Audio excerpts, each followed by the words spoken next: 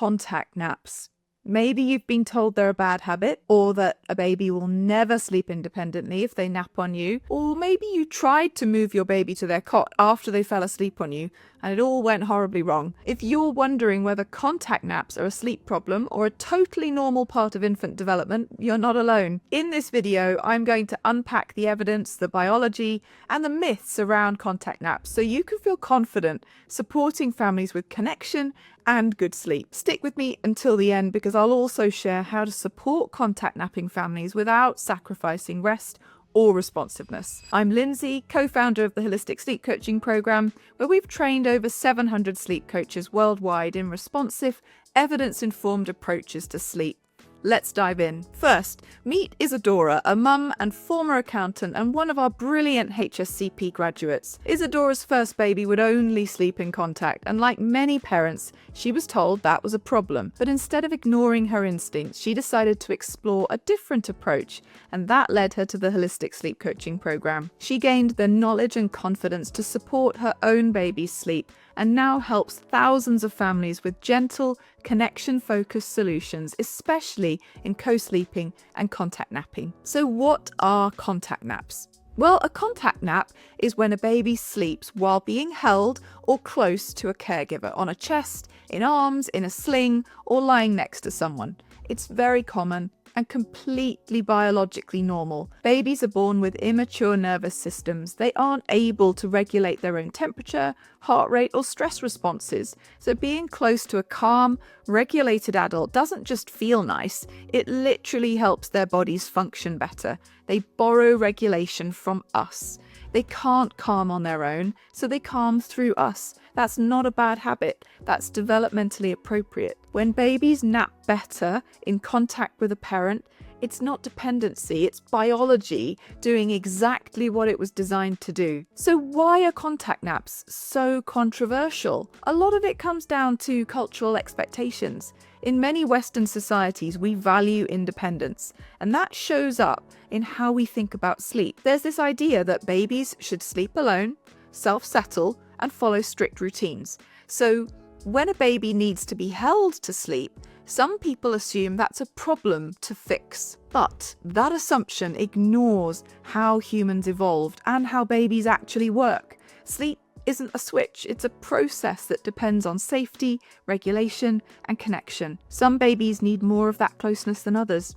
Sensitive or high alert babies, those with reflux or sensory differences, or babies who startle easily, they may simply need more contact to feel safe enough to sleep. And it's worth saying, some families use contact naps for practical reasons too. Maybe they've got older children to care for, they need to leave the house, or they just don't want to be stuck near a cot all day. For many parents, baby wearing and contact naps are a way to make life work. Let's get into the nuance here because it matters. Recently, I saw a post advising against using slings or carriers for naps, suggesting that encouraging long contact naps during the day could negatively affect night sleep. And to be fair, there is a conversation to be had about total sleep needs. Babies only need so much sleep in 24 hours, so if they're getting long naps in the day, yes, it can impact how much sleep they get at night. And if a baby naturally wakes after 30 minutes, but you're stretching the nap with rocking, feeding, or a sling when they weren't actually tired anymore, that might result in shorter or more disrupted nights. But not all babies wake because they're done sleeping. Some wake because they're startled or dysregulated, or because the transition from arms to cot was too much for their system to handle. And the idea that if they're tired enough, they'll sleep anywhere, that doesn't hold true for some babies. High sleep pressure can help, but it can't override a stress response. If a baby is uncomfortable, overstimulated, or emotionally unsettled, they may struggle to fall or stay asleep, even if they're tired. So while it's reasonable to reflect on whether long contact naps might be part of the night waking puzzle for some families, it's really the whole puzzle. And throwing out contact naps completely, just in case, that's not helpful. That said, contact naps can be hard for parents, especially if they feel touched out, stuck, or unable to rest. It's okay to say, this isn't working for me.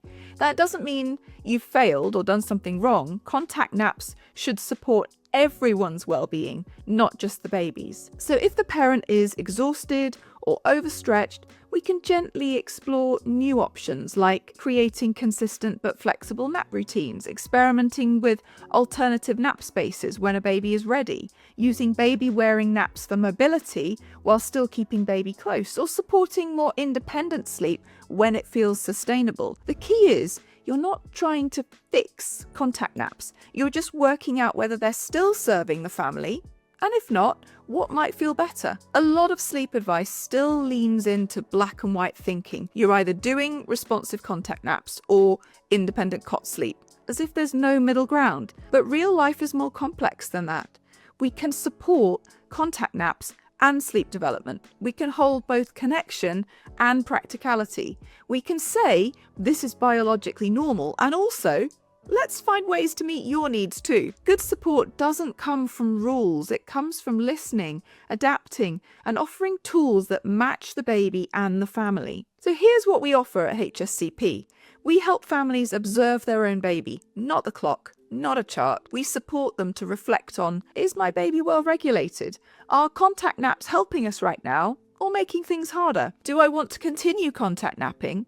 Or is it time to explore other options? We offer strategies that respond to sleep biology, developmental readiness, and individual temperament, and we always lead with compassion, not fear. Carriers are wonderful, arms are wonderful, contact naps are not the enemy, but they're also not the only way. If contact naps are working, fantastic. If they're not, there are gentle, respectful ways to shift them. There is no universal rule. There's just what works for your baby, your body, your family right now. And if this approach resonates with you, if you want to support families in a way that's grounded in evidence and connection, this is exactly what we teach in the Holistic Sleep Coaching Program. We'll equip you with the science, the strategies, and the confidence to offer sleep support that's responsive, flexible, and parent-affirming. Click the link below to book a free call with our team. And if you found this video helpful, make sure to check out our earlier one, all about attachment and what most sleep coaches get wrong. See you there.